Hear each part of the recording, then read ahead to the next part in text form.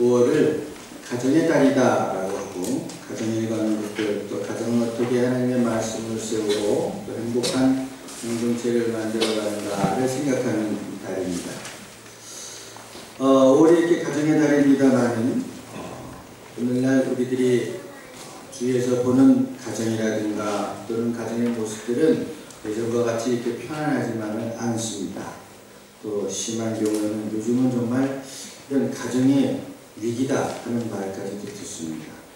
지난달 한국의 통계청이 발표를 한 2012년 전국 혼인 이혼 통계에 의하면 결혼을 하고 20년을 그 이상 살아온 사람들의 이혼 건수가 전체 이혼의 26.4%로 가장 큰 부분을 차지했습니다. 그 얘기는 뭐냐면 이혼을 한 사람들이 있는데 4분의 1 이상이 20년 이상을 살고 이혼을 했다 이런 얘기입니다. 20년 동안 뭘 했을까요? 어떻게 살았을까요? 참 궁금합니다. 특히 관심을 끄는 것은 결혼한 지 30년 이상 된 부부의 이혼이 급격히 늘고 있다고 하는 것입니다. 결혼한 지 30년 이상의 부부가 이혼한 건수는 작년에 8,600건이라고 하는데 10년 전보다 2.4배가 더 늘었고 1년 전보다 8.8%가 증가했다고 해요. 오래 같이 살았다고 해서 행복한 결혼이 될 거라고 하는 보장이 없다는 얘기입니다. 반면 결혼 4년 이내에 이혼한 비율은 전체의 24.7%로 전년에 비해서 8.1% 감소했다고 합니다. 그러니까 아주 경솔하게 결혼을 하거나 하는 것은 좀 줄었다고 할 수 있겠죠. 과연 가정을 어떻게 바로 세우고 행복한 공동체로 유지할 수 있을까 하는 것은 이제 개인의 관심이 아니라 사회적인 문제에 관심이 되었습니다.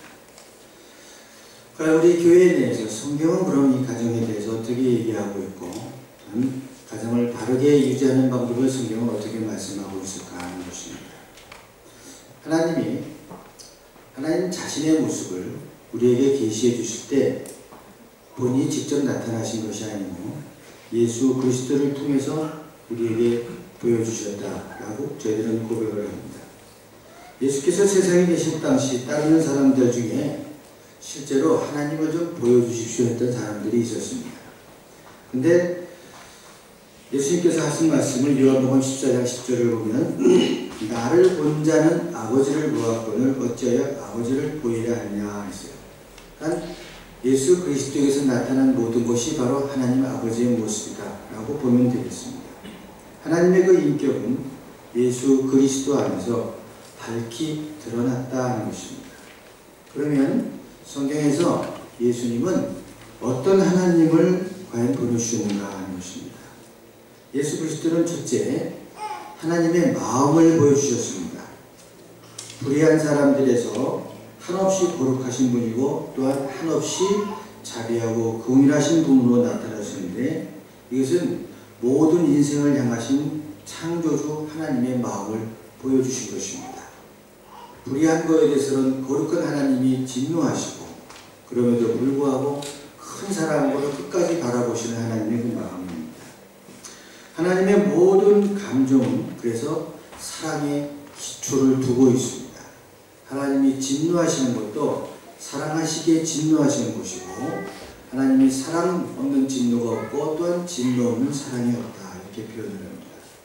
하나님께서 사람을 사랑하시되 자신이 가장 아끼는 하나밖에 없는 아들 독생자까지 이 땅에 보내주시고 그를 통해서 우리를 다시 세우시고 살리시려 원했던 것이 하나님의 사랑하는 마음이다 이것입니다. 바로 그 마음이 오늘 봉독해드린 마태복음 11장 25절 이하의 말씀입니다. 수고하고 무거운 짐을 진 사람은 다 내게로 오라 내가 너희를 쉬게 하겠다. 사실 신앙생활이 복잡한 것 같지만 실은 한 가지입니다. 하나님의 뜻이 전적으로 계시된 예수 그리스도께 의지하라 이런 얘기입니다. 무슨 일이든지 의지하라. 어떻게 어떤 마음으로 의지하느냐? 복잡하게 생각하지 말고 오늘 성경에서 언급한 어린아이처럼 어린아이에게서 차라리 그 의지하고 의존하는 것을 배우는 것이 좋겠다. 살다 보니까 자존심도 세지고 상처도 많이 받고 쉽게 분노하고 자기 지식에 갇혀 있다가 보니까 정말 귀한 것을 놓치고 있는 경우가 많다는 것입니다. 그래서 어린아이처럼 그분에게 의지하고 그분에게 배우라 됩니다. 하나님께서 세우신 최초의 공동체는 가정이라고 하는 공동체입니다. 그래서 모든 공동체의 기초가 가정입니다. 현대를 많은 사회학자들이 이것을 가정의 위기라고까지 얘기하고 있습니다. 또 가정 파괴의 시대에 살고 있다고도 합니다. 높은 이혼율과 가정의 붕괴가 앞으로 어떤 미래를 어떻게 이끌어갈지 염려하고 있습니다. 가정사역도 그렇지만 치유사역이라든가 하면서 상담을 하다 보면 실제로 가정에서 받은 상처 때문에 일생 헤어나오지 못하거나 또는 정말 마음에 어떤 장애를 안고 사는 사람들이 많습니다. 가정이 그만큼 소중하다고 하는 것이죠. 골로새서 오늘 읽어드린 3장 18절에서 21절에 보면 하나님께서 그런 가정생활의 가장 기본 생활 지침을 말씀해 주고 있습니다. 어떤 화가가 세상에서 가장 아름다운 것을 내 화폭에 그려보고 싶다 마음을 먹고 그 아름다운 것을 찾아 나섰습니다. 여행도 다녀보고 이 사람 저 사람에게 물어보기도 했습니다.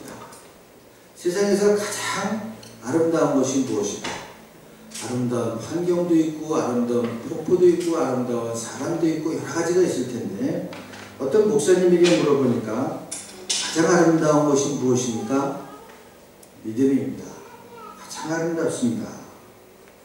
지나가는 군인을 붙들고 물었습니다. 가장 아름다운 것이 무엇이겠습니까? 전쟁에서 맨날 싸우던 이 군인은 가장 아름다운 것은 평화입니다. 라고 얘기를 했습니다. 신혼여행을 떠나는 젊은이에게 물었습니다. 가장 아름다운 것이 무엇이겠습니까? 당연히 사랑입니다. 이렇게 대답했어요. 이 세 가지 대답이 화가의 마음에 들었습니다. 믿음과 평화와 사랑. 이제 그것을 자기 화폭에 그리고 싶었습니다. 이 세 가지를 합친 그런 것이 어디 없을까? 아무리 헤매고 다녀도 이 세 가지를 한데 모아놓은 소재를 찾기가 어려웠습니다. 그래서 지치고 지칠 대로 지치고 아무 성과 없이 화가는 잔뜩 지친 몸을 이끌고 집으로 돌아옵니다. 그런데 문에 들어선 그를 보고 아이들이 아빠 하면서 달려옵니다. 그때 그 아이들의 반짝이는 눈망울에서 믿음을 보았습니다. 아, 여기에 믿음이 있구나. 또한 남편이 오랫동안 집을 비웠는데도 아내는 여전히 정숙하고 부드러운 마음씨로 영접해줍니다. 아, 이것이 사랑이구나. 그는 집안에 들어설 때 모든 생각을 다 털어버릴 수 있었습니다. 참 평화를 느꼈습니다. 비로소 그는 세상에서 가장 아름다운 것은 가정이라는 것을 깨달았습니다. 그래서 가정을 화폭에 옮기기로 했습니다. 더는 방황하지 않자 마음먹었습니다. 여러분, 기독교는 여러 가지로 표현할 수 있겠습니다만 기독교는 가정사역에서 보면 아주 가정적인 종교입니다. 성경을 보면 맨 처음 창세기 1장에서부터 나타난 것이 하나님께서 천지를 지으시고 한 남자와 한 여자를 만드시고 주례하셔서 두 사람을 만나게 하시고 가정을 세우시는 것이 첫 번째 이야기고 창조 역사의 중요한 이야기입니다. 그 다음 창조 이야기는 그 다음 이야기로 계속되어지게 되어 있습니다. 예수님이 복음을 전하실 때에도 맨 처음 기적을 행하시고 찾아가셨던 곳이 가나의 혼인잔치집입니다. 두 사람이 만나서 가정을 이루는 혼인잔치집에 가셔서 축복하신 것이 예수님이 행하신 이적의 첫 번째라고 성경은 증거하고 있습니다. 하나님께서는 아브라함의 가정의 복을 주셨습니다. 그리고 아브라함의 가정 이야기를 통해서 선택의 결의가 무엇인가를 설명하고 있습니다. 이것이 성경입니다. 현대의 슬픔은 사람마다 가정에서 떠나서 행복을 찾기도 하고 기쁨과 향락을 찾고자 하는 것입니다. 가정을 속박하는 것이라고 생각하고 가정을 떠나서 기쁨을 찾고 향락을 찾겠다고 하는데 문제가 있습니다. 독신주의에서 자유를 찾고 방종에서 행복을 찾으려는데 문제가 있다 이런 겁니다. 가정이라는 좋은 울타리가 있음에도 불구하고 이것이 자유라고 생각합니다. 어떤 유치원에서요 애들한테 동물을 가리키면서 얘기했어요. 동물이 어떻게 우나? 고양이는 야옹야옹 운다. 소는 음매하고 온다. 돼지는 꿀꿀꿀하고 온다. 오리는 꽉꽉꽉 온다. 그래서 선생님들 제비는 어떻게 우냐 했더니 제비 어떻게 울어요?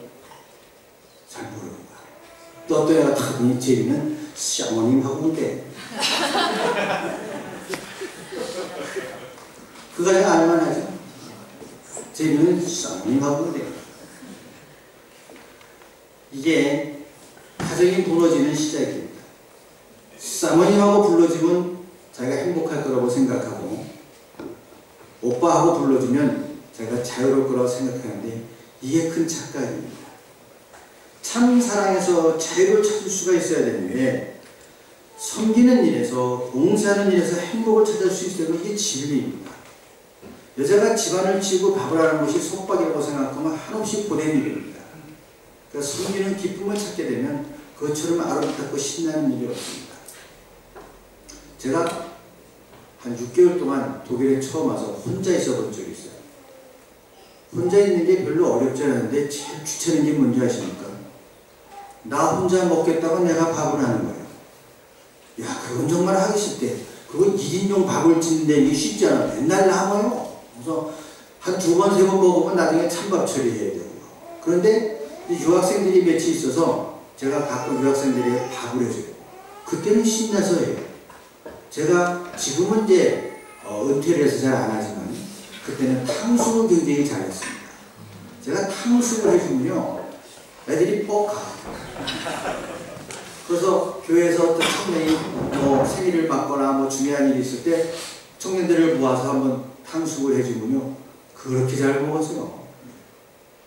한 번은 오징어가 하도 먹고 싶어서 제가 프랑크푸르트에 그 그로스 마트를 나갔더니 오징어 몇 마리를 안 팔고 짝으로 팔더라고요. 그 짝을 어떻게 사와요? 혼자서. 다는 못 먹어서 반이라도 샀어야 되는데 반짝은 된다고 그러더라고요. 그래서 반짝을 사왔어요.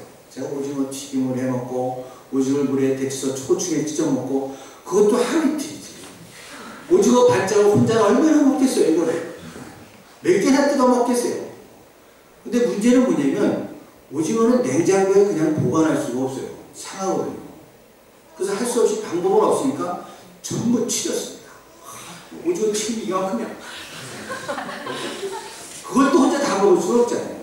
그래서 또 교회 청년들을 초청을 해서 오징어 튀김 준다니까 뭐 여러분 유학생 하면서 오징어 튀김 먹기가 쉬워요.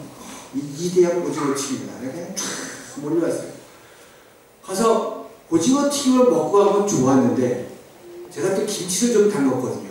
이 튀김을 먹으니까 이 친구들이 냉장고를 찢어서 내가 그렇게 아끼던 김치 몇 박스를 해야 돼. 냉장고에 있는 김치를 다 먹고 가버렸어요.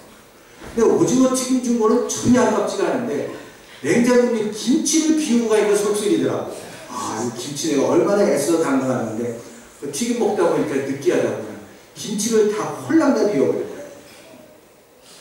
혼자 먹는 거 내가 먹겠다가 밥하는 거 참 피곤합니다. 그러나 누군가를 섬기면서 요리하는 거 참 재밌어요. 즐거울 수 있습니다. 참된 즐거움이 섬김에 있고 봉사에 있다고 하는 것을 깨닫지 못하면 모든 것이 피곤합니다. 모든 사람이 나만을 위해 주기를 바랄 수밖에 없게 된다 이런 얘기입니다. 가정은 그래서요 이것을 찾지 못하면 점점점 어두워지고 어지러지게 되어 있습니다. 그렇기 때문에 가정은 신앙 위에 세우셔야 됩니다. 내가 당신을 택해서 결정을 해서 내가 사는 게 아닙니다. 왜냐하면 내가 같이 살아야 될 사람도 완전하지 못하고 나도 완전하지 못하기 죽을 때까지 안 맞습니다. 그냥 뭐 전투와 전투 속에 맺어진 존재야. 이게 우리 부부야. 그냥 부부 싸움과 싸움 속에서 맺어진 사랑이지 이게 무슨 아무런 싸움 없이 되는 일이 아니에요. 전우의 시체를 넘고 만드는 게 이게 사랑이야. 그냥 되는 일이 없어요. 그런데 거기서 가정을 유지할 수 있는 방법은 내가 택한 것이 아니라 하나님이 짝지어 주셨다는 신앙입니다. 그리고 내가 나의 힘으로 섬기는 것이 아니라 능력 주시고 힘 주셔서 섬긴다는 신앙입니다.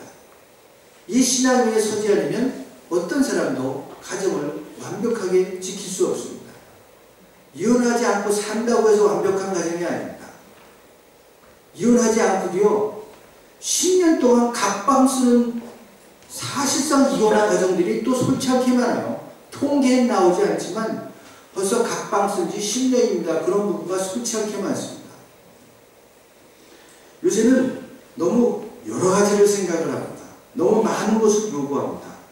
가정이란 예수님께서 말씀하신 바로는 아주 간단합니다. 하나님이 짝지어 주신 것, 이것이 끝입니다. 옛날 어른들 생각도 간단해요. 부모가 정해준 것. 그래서 조금 한 번 돌아가면 뭐 천정배필이라든가 또 얘기하자면 이것이 팔자다. 그러고 사는 거예요.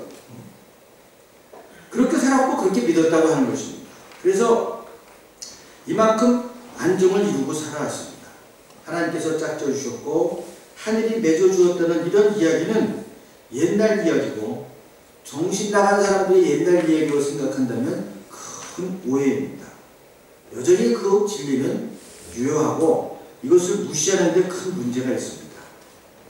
뭐 사람들이 만나면서 뭐 이것 때문에 만나고 저희가 매력이 있어 만나고 뭐 취미가 어떻고 뭐 잘 코드가 맞아요 그런데 헷갈리지 마십시오.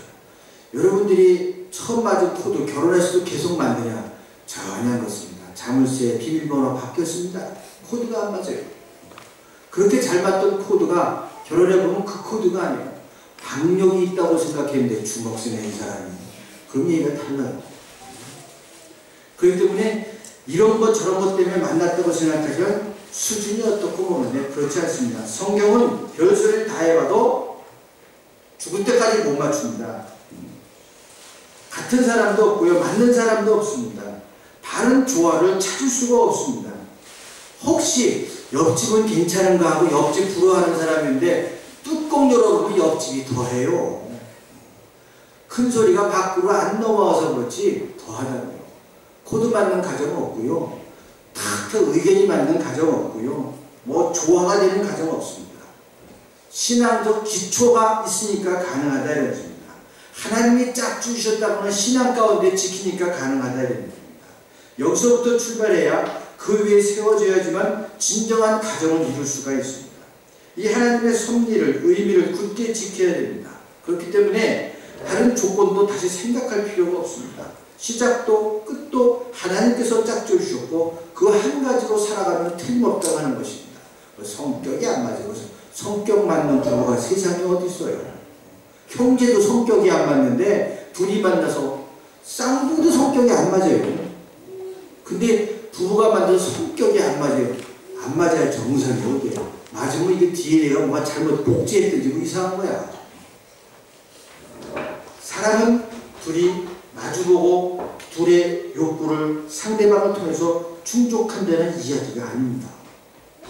어제도 저희들이 가정사학 세미나 하면서 얘기했지만 둘이 서로 마주보면요 앞에서 보면 실망이고 옆에서 보면 낭만이고 뒤에서 보면 절망이에요. 둘이 한 방향을 보고 생각하는 게 있습니다. 그렇기 때문에 신앙적인 가치, 신앙적 목적이 아니고는 가정이 가정될 수 없음을 알아야 됩니다. 가정은 하나님의 왕국이고 어머니의 세계이고 어린이의 천국입니다. 신기하게도 가정이라는 것은요 성경에 있는 율법과 은혜가 가장 효율적으로 균형을 잡고 살아가는 것입니다. 이건 교육학에서도 마찬가지예요. 예전에는 아버지가 무섭고 엄마가 달랬습니다만은 요즘 뭐 역할이 바뀌든 안 바뀌든 한 사람은 무섭게 야단치고 한 사람은 달래는 요 두 롤레가 있을 때 가장 건강한 교육 환경이 조성된다고 하는 거예요. 율법과 은혜가 가장 효율적으로 만나는 것이 가정입니다. 거기에 질서와 자유가 있고 의와 사랑이 서로 만나고 권위와 평화의 균형이 이루어집니다. 그런데 요새 와서는 이 권위와 이 왕권이 무너지기 때문에 어느 사이에 자녀도 자녀되지 못하고 자유도 자유되지 못하고 어느 사이에 자유가 방종이 되고 절망으로 바뀌어지고 말았습니다. 성경은 우리에게 가르쳐줍니다. 가정을 어떻게 세워야 되느냐? 하나님이 짝주신 그 가정으로 지키라고 하는 거예요. 내가 택했다든가 내가 코드가 만났다든가 내가 무역에 반했다든가 그거 갖고 일생은 못 살아요. 저희 목사님들 가운데도요 정말 절세의 미인과 결혼하신 분들이 있어요. 제가 기억하는 한두 분이 있습니다. 이젠 다 돌아가셨습니다. 그분이 이제 연로하셔서는 이민을 가서 살았어요. 카나다 가서 사셨는데 어쩌다 카나다를 가보니까요 정말 여러분들이 보면은 젊을 때 그 사모님의 모습은 전형적인 동양 미인입니다. 달걀 모양을 해놨고요 진짜 미인이에요. 카나다 가보니까 그냥 할머니예요. 내가 반했다고 했다는 거 내가 좋아했다고 하는 거 영원하지가 않습니다. 할머니 되면 바꾸실 거예요. 여러분이 하이랜드야? 그건 아니잖아요. 그걸로 사는 게 아니라고 하는 것입니다. 하나님께서 짝주시고 하나님께서 세우신 가정이라는 그 마음으로 살아야 된다고 하는 겁니다. 그래서 오늘 가정의 달입니다만은 그 중에 오늘은 부모님에 관한 얘기 좀 하겠습니다. 5월 8일이 한국에서는 어버이날이라고 그러죠. 그래서 저는 어머니날이었습니다만 지금 어버이날이라고 그러는데 그때는 이제 낳으신 부모님들을 기억하고 또 외국에 나온 분들은 전화도 하고 인사도 드리고 문안도 올리고 하는 그런 날입니다. 5월 8일 수요일이니까 잊지 마시고 카톡을 때리시든지 꼭 문안 인사 드리시기 바랍니다. 대답이 이렇게 작아요. 전화가 비싸요? 스카이프 하면 되냐? 인터넷 070도 있고. 제가 자녀를 낳아보니까요 애들 소식이 궁금해요. 까닭없이 궁금해요. 전화해주면 되게 반갑습니다. 내용이 뭐예요? 잘 있다야. 별거 없어. 뭐 시험을 붙었다든가 무슨 뭐 합격을 했다든가 뭐 보너스 이런 거 아니면 잘 있다. 근데 그게 반가워요.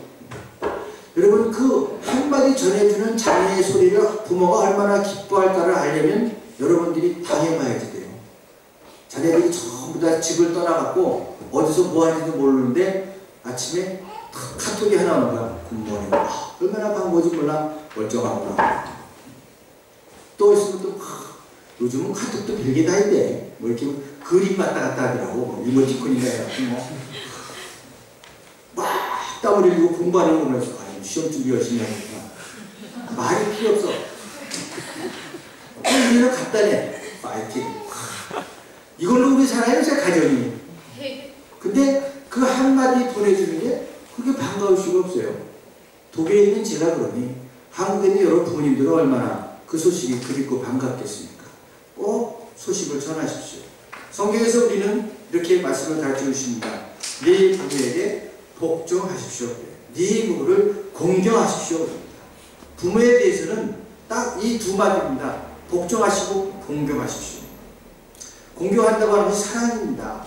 위로 향하는 사랑이죠. 존경을 경계한 사랑입니다. 공경하고 순종하라. 성경은 이 두 가지로 교훈하고 있습니다. 출애굽기 21장 17절을 보면 그런 말씀이 있어요. 그 아비나 어비를 저주하는 자는 반드시 죽이를 치니라. 반드시 죽이를 치니라. 예전에 우리 이제 돌아가신 목사님, 고정명 목사님이 계신데 그분이 한번 저희 독일에 와서 부흥회를 하신 적이 있는데 그 제목이 아직도 생각해요. 돌에 맞아 죽을 사람. 이게 뭔가 그랬더니 바로 이 말씀이에요. 참, 외국에 나와서 보면 이렇게 효도도 하지 못하고 말씀을 해서 이거 옛날 같으면 돌에 맞아 죽을 사람이라는 게 우리가 참 불효하고 있는 거죠. 저도 장남으로 여기 나와서 마음이 아팠는지 몰라요. 그 장남이 외국에 나와 있으니까 뭐 해드릴 게 없어요. 그때 카톡이 있으니까 열심히 오래 했을 텐데 컴퓨터도 없을 때고요. 84년이니까. 8088도 나오기 전이에요. 전화는 너무 비싸요. 그 당시 텔레콤이 독점을 하고 있어가지고요. 돈 집어넣고 전화하면요, 멘탈기가 딱 이게 그냥 따르르르 끝이야. 야, 얼마나 비싼지 몰라. 세상에 무슨 외국 전화가 그렇게 비싸요. 그러니 뭐 전화도 함부로 할 수 없고요. 그래서 그때는요, 제가 1년 동안 돈을 모아요. 비행기표 모으는 거야. 여름방학 때 애들 데리고 부모님한테서 한 달 있다 오는 게 최고의 효도예요. 1년 동안 돈을 모아도 비행기값밖에 안 나와. 그러니까 그 용돈 받아 써야 되는데, 그래도 얼마나 좋아하시는지 몰라요. 제가 부모님 돌아가실 때까지 한 효도가 그래요. 1년 동안 돈 모아서 한국 가는 게 효도였어요. 그렇게 좋아하셨고요. 저는 가서 1년, 한 달 동안 할 일이 없어요. 가서 한 일주일, 일보면 일 다 보잖아요. 그러고 전화나 몇 번 하고, 그럼 일 되는 거. 그 다음에 한 2, 3주는 그냥 아버지하고 같이 출근했다가, 이따가 퇴근까지. 이걸 3주 동안 하는 거예요. 그러다가 이제 뭐 친구들 만나면 잠깐 나갔다 와서 또 퇴근 같이 하고. 그걸 그렇게 좋아하셨어요. 그 아들이 옆에 같이서 출근하고, 부모님이 같이 사업을 하셨기 때문에 그냥 같이 아침에 출근하고, 퇴근할 때 같이 퇴근하고, 하루 종일 같이 있는 거예요. 그래서 지금 그래도 마음이 위로가 되는 건, 그때 여름방학 때 가서 맨날 출퇴근한 게 그래도 좀 마음이 위로가 돼요. 외국에 나와서 참 마음이 아팠는데 장남으로서. 부모에게 대한 것은 순종하고 복종하라고 하는 것입니다. 어미의 말을 순종하고 부모가 질책하면 잘 들어야 돼요. 그래서 성경을 보면요, 그 아비의 말이나 어미의 말을 순종하지 아니하고 부모가 징책하여도 듣지 아니하거든 그 성읍의 모든 사람들이 그를 돌로 쳐 죽일지니, 이렇게 되어 있어요. 옛날 우리의 한국에도 유교학자들이 많아서 효를 모든 윤리의 기본이라고 생각을 했습니다. 늘 효도해야 된다고 했습니다. 여기까지는 괜찮은데, 기독교가 들어와서 뭐 제사를 안 지낸다고 이러니까 이 사람들이 기독교에는 효가 없다고 생각했어요. 서양 사람들은 이 동양의 효를 모른다 그랬어요. 그래서 어느 한 유교학자에게 목사님이 성경 말씀 두 구절을 보면서 얘기해 줬습니다. 효가 없다는 게 무슨 소리입니까? 기독교가 이렇습니다. 보십시오. 효도하지 않는 놈은 때려 죽여라. 돌로 쳐 죽여라고 하지 않았습니까? 정말입니까? 성경을 보면 진짜 그렇게 되어 있거든요. 돌로 쳐 죽이라고 되어 있거든. 정말 그런 성경 말씀을 보고 그때 유교학자들이 놀라가지고요. 그래서 교회를 나간 사람도 많다. 이게 한국 교회에서의 이야기입니다. 특별히 중국에도 많습니다. 기독교의 가장 중요한 윤리는 효라고 하는 것이 그들의 생각과 부합이 된 것이죠. 그래서 중국 사람에게 주는 전도지에 보면요, 어떻게 되어 있었냐면은 세상에서 효를 가장 강하게 강조하는 종교는 기독교다. 이런 말이 기독교 전도지에 들어가 있습니다. 중국에서. 이게 먹혀 들어갔죠. 사실 부모의 말을 듣지 아니하거든 돌로 쳐 죽여라. 이런 얘기는 정말 성경에만 있는 참 무서운 효에 대한 말입니다. 오늘 본문 18절에 보면은 아내 되신 분은 남편에게 순종하십시오. 이것도 순종이라는 얘기가 나와요. 헬라로 휴포타소. 이것은 뭐냐면 질서적인 순종입니다. 하나님께서 남자를 지으시고 그 갈비뼈로 여자를 지으셨다. 이런 질서적인 순종이에요. 목사님이 퀄리테이트가 더 낫다. 이런 건 아니에요. 퀄리테이트로 하면 남자가 훨씬 떨어집니다. 남자는 흙으로 만들었고 여자는 뼈로 만들었기 때문에 질적으로 여자가 훨씬 낫습니다. 퀄리테이트 문제가 아니고 이런 영적인 질서입니다. 자, 그 다음에 20절에 자녀가 되신 여러분 부모에게 복종하십시오. 여기서 복종은 헬라어로 휘파쿠오입니다. 휘파쿠오. 이거 뭐냐면 청종한다. 듣고 순종한다는 거예요. 남편한테 순종한다는 얘기는 뭐냐면 이런 질서적인 순종이고, 그 다음에 부모에게 순종한다는 휘파쿠오는, 휘프라고는 아래에서 아쿠오 듣는다 이런 뜻이거든요. 그건 청종한다. 듣고 순종한다는 얘기입니다. 그래서 앞뒤에 순종이라는 단어가 뜻이 다릅니다. 부모에게는요, 그분이 말씀하신 대로 순종한다는 이런 얘기예요. 남편한테 순종한다는 거는 남편이 말한 대로 순종한다는 얘기가 아니에요. 질서적인 순종입니다. 그러나 부모에게 하는 순종은 말씀하시는 대로 순종한다는 거예요. 순종에도 여러 가지 순종이 있습니다. 노예적인 순종이 있어요. 무서워서 안 하면은 막 때리고 그러니까 순종하는 노예적인 순종이에요. 지금 오늘 말씀하신 순종은 그런 순종이 아니겠죠. 두 번째는 뭐냐면 조건적인 또는 실리적인 순종입니다. 뭐냐면 일단 순종해 놓으면 내게 돌아오는 이득이 있다. 그 사회학자들이 얘기하기는 우리나라든가 동양의 효라고 하는 것이 사실은 그 나름대로 그런 실리적인 순종이었다라고 얘기를 합니다. 군주에게 왕에게 순종하기 위해서 효를 가르쳤다고 하는 거예요. 또 옛날에 효도할 수밖에 없었던 것은 유산으로 땅을 받아야만 살 수가 있거든요. 무슨 공장에 취직하는 것도 아니고 땅을 받아야 되는데 효도를 해야 땅을 받죠. 아버지가 땅을 꼭 물려줘야 됩니다. 그래서 아버지에게 순종할 수밖에 없었다고 합니다. 한마디로 말하면 유산을 받기 위해서 순종할 수밖에 없었다. 좀 유감스러운 얘기이긴 하지만은 효를 실리적으로 풀이하고 있습니다. 또 하나는 전통적인 명절인 추석이나 이럴 때 가보세요. 막 민족 대이동을 하잖아요. 엄청나게 사람들이 서울에 있던 사람들이 지방으로 쫙 내려가고 장관이 자동차 내려가는 거 보면 여러분 내려가는 거 보셨어요? 저는 원주에 있으니까 깎으로 가요. 차가 하나도 없어. 그 우리는 신나게 올라가는데 내려오는 차들은 꽉 막히는데 희한하더라고요. 그때 내가 무슨 생각을 했냐면 차라리 가운데를 터갖고 올라가는 길은 한 줄을 만들고 내려가는 길을 더 만들면 나을 텐데 이거 변경 차선지를 쓰면 고속도로는 위험할 것 같죠? 하여튼 그런 걸 봤는데 엄청나게 고향을 찾아 내려갑니다. 왜 이렇게 가냐 하면은 사회학자들에 의하면은 이 아버지가 가지고 있는 땅을 유산으로 받으려면 이런 데 가야 된다는 거예요. 명절에 안 가면 이런 괘씸한 놈하고 땅을 안 주면 굶어야 돼. 그렇기 때문에 실질적인 그런 또는 그런 효였다, 순종이었다 그런 얘기를 합니다. 자 그러면 이런 실질적인 순종이라든가 조건적인 순종 외에 진정한 순종이 어디 있냐? 그것은 존경과 감사와 사랑의 동기에서 순종하는 것입니다. 아버지 어머니를 존경하는 겁니다. 그 시절, 그 어려운 시절을 지내면서 여기까지 키워주신 것이 존경스럽고 감사하는 것입니다. 그래서 사랑하는 거예요. 이렇게 순종해야 된다는 거예요. 아, 이번에 가면은 뭐 하나 주시겠지. 그러니까 요즘은요, 유산을 미리 안 준대잖아. 세상에 바보 중에 하나가 유산 미리 주고 용돈 타 쓰는 사람들이 제일 바보래. 절대 안 줘요. 그러니까 며느리한테 대접받으려면 다이아번지 하나 큰 거 끼고 누구 줄까? 이래야지 며느리 잘하죠. 첫째 줄까? 둘째 줄까? 오늘 시어머니 진짜 그랬대요. 돌아가시다 보니까 가짜다 해야 되네.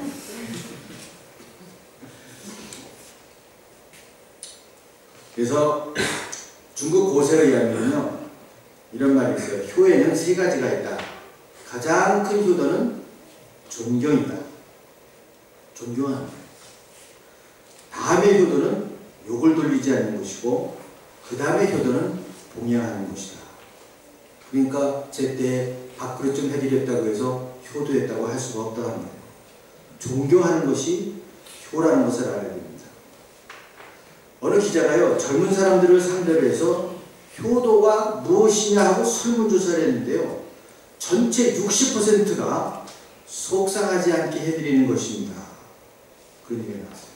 속상하지 않게. 그 다음에 6.2%가 극진히 대접하는 것입니다. 젊은이들이 갖고 있는 효도가 이겁니다. 60% 이상이 속상하지 않게 해드리는 겁니다. 저도 공감을 해요. 애들이 속을 새기면 속만 안 썩어도 효도다. 뭐 저도 충분히 그럴 수 있다고 생각해요. 근데 그 어느 곳에도 젊은이들의 생각 속에 효도가 부모님을 존경하는 것이다. 이 개념이 없어요. 효도의 제일은 그 부모님을 존경하고 사랑하는 겁니다. 특히 오늘 본문에 말씀하는데 모든 일에 부모에게 순종하십시오.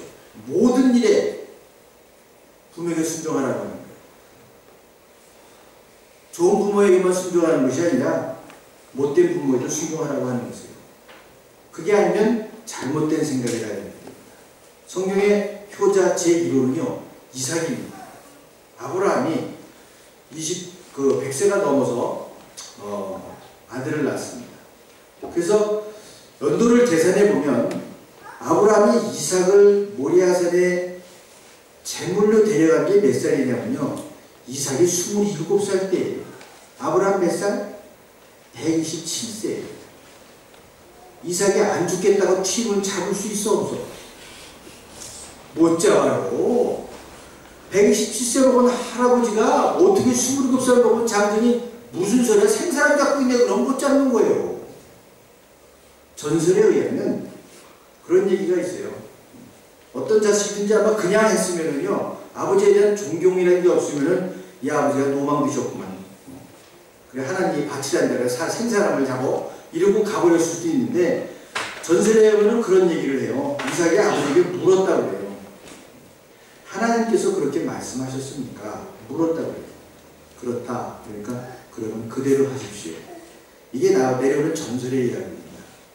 이삭이 아버지가 자기를 붙들어서 제물로 드리려고 할 때 힘으로는 장할 수가 없어요. 근데 이삭이 물었다.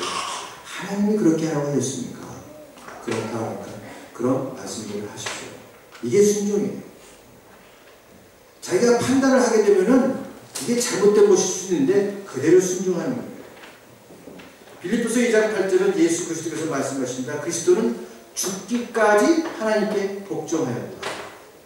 요한복음 18장 11절은 이렇게 말씀하십니다. 예수님께서 아버지께서 주신 잔을 내가 마시지 아니하겠느냐. 아버지께서 주신 이 독배를 내가 마시지 않겠습니다. 가장 큰 효는 그래서 예수 그리스도께서 바라볼 수 있습니다. 그 이상도 그 이하도 아니에요. 그분이 주신 것을 그대로 받는 거예요. 영국의 유명한 학자인 사무엘 존슨이 어느 날 여름날 비가 막 쏟아지고 있는데 복잡한 장터에서 홀로 몇 시간을 비를 맞고 서 있는 거예요. 사람들이 지나가면서 인사를 해도 인사도 받지 못하고 그냥 서 있어요. 말을 걸어도 대답을 하지 않고 그냥 서서 눈물만 흘리면서 그 비오는 장터 한가운데 서 있더라는 거예요.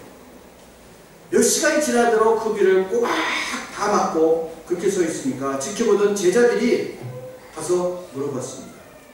그러니까 그제서야 자기의 이 모습을 풀면서 사실은 50년 전에 우리 아버지가 바로 이 자리에서 낡은 책을 파고 사는 헌책방을 하고 있을 때입니다.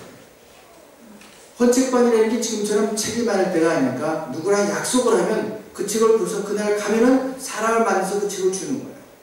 전하는 사람도 소중하고 받는 사람도 그렇게 소중한 책들이래요. 그래서 그날도 약속을 했는데 아버지가 편찮으셔서 나가실 수가 없으니까 아들에게 이 책을 좀 장터에 가서 그 사람에게 전해주어라 했다는 거예요. 그러니까 이 아들이 헌책 장사하는 것도 부끄러운데 내가 그런 식으로 해야 되겠냐고 하지 않았습니다. 아버지의 간절한 청을 거절한 것입니다. 그러니까 아버지가 그러면 할 수 없다. 내가 가야지. 힘들어도 내가 가야지 하면서 그 아픈 몸을 이끌고 장터에 나가서 수고를 했는데 책은 전해줄 수 있었는데 너무 무리를 해서인지 그날 이후로 몸이 약해서 시름시름 앓다가 세상을 떠나고 말았습니다. 그래서 50년이 지난 지금 그 아들이 그 자리에 서서 아버지의 부탁을 거역했던 것을 생각하며 울고 있는 것입니다. 지금에 와서 지난날 내가 아버지께 순종하지 못했던 것, 아버지를 존경하지 못했던 것을 후회한다. 근데 아무리 후회해도 그것만 가지고는 안 되겠길래 내가 나를 벌주기 위해서 여기 비를 맞고 서 있습니다. 얼마나 더 벌을 받아야 우리가 알겠습니까? 순종의 덕을 익히지 못한 사람은 불행합니다. 부모에게 순종을 배우지 못하는 사람들 세상 어느 직장에 가서든지 제대로 붙어있지 못합니다. 순종을 못 배웠기 때문인 것입니다. 순종이 기쁨이 될 수 있고 순종이 자랑이 될 수 있고 순종을 자유로 경험하면서 순종할 수 있는 그 사람에게 복이 있습니다. 오늘 성경은 우리에게 말씀하십니다. 주 안에서 기쁘게 하는 것이 아니라 부모에게 순종함으로 우리 주님을 기쁘게 하는 것입니다. 순종함으로 지혜를 얻고 영광을 얻고 권세를 얻습니다. 여기에 장수가 있다고 성경은 얘기합니다. 효자가 효자를 낳게 되어 있습니다. 효가 그 가정에서 가풍이 되고 윤리가 될 때 그 가정에서 주께 주시는 축복이 길이길이 함께 하실 것입니다. 7가지 습관이라고 하는 책으로 한국에서 베스트셀러를 썼던 저자 스티븐 코비 박사가 그의 대답 중에 가족의 중요성에 대해서 한 말이 있습니다. 이 세대 간의 갈등, 심각성을 이야기하면서 자기가 이렇게 고백을 했어요. 가족 간의 유대가 가장 중요한 열쇠라고 생각을 합니다. 나는 9명의 자녀와 19명의 손자, 손녀가 있습니다. 우리는 정기적으로 함께 모이며 가족 사명 선언서라는 것도 가지고 있습니다. 온 가족이 참여해서 거의 1년을 거쳐서 40단으로 된 선언서를 만들었는데 내용은 이런 거예요. 우리 가족의 사명은 신앙, 질서, 신뢰, 사랑, 행복, 휴식을 제공하는 가정이 되게 하고 각자가 책임있고 독립적이며 사회봉사를 위해 효과적으로 상호 의존이 되도록 기회를 제공하는 것이다. 이게 그가 세웠던 가정입니다. 가정에서는 서로 의존적으로 지지해주고 세상에서 힘든 일과 상처로부터 치유하였고 서로 성장해가는 것입니다. 이 아름다운 가정을 하나님의 말씀으로 잘 세우고 지키고 하나님의 나라를 바꾸는 천국이 되도록 해야 됩니다. 그 시작이 무엇이냐? 모든 가정은 하나님이 세우셨다고 하는 거예요. 부모님도 하나님께서 나에게 주신 분입니다. 모든 일에 분명히 순종하라고 하는 것입니다.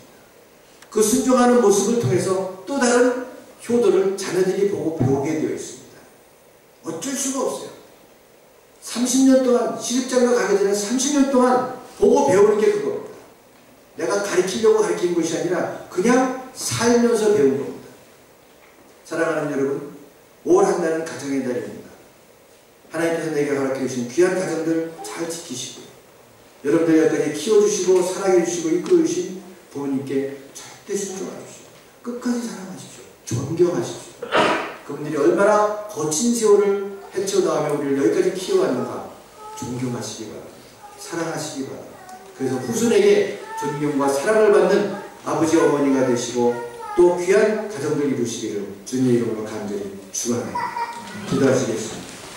아버지 하나님, 우리에게 가장 큰 행복과 행복할 수 있는 길을 열어주신 것을 감사합니다.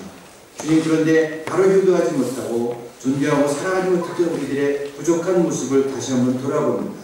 구하니 아버지 하나님, 가정이 파괴되는 무서운 세대 가운데에서 하나님 허락하신 이 가정을 바로 지키게 하시고 부모님을 모든 일에 존경하고 사랑하고 공경하게 하시고 자녀를 주의 말씀으로 키우게 해주셔서 주 안에서 복된 가정이 되게 하시고 하나님의 나라 천국을 이루어가는 귀한 교회를 되게 하여 주시옵소서. 그래서 아버지 하나님, 말씀 가운데 이 가정을 지키게 하시고 성령의 도우심으로 가정을 세우시게 하셔서 약속하신 축복이 가정에서 실현되고 누리는 귀한 교회 교우들이 되게 하여 주시옵소서. 예수님의 이름으로 기도하옵나이다. 아멘.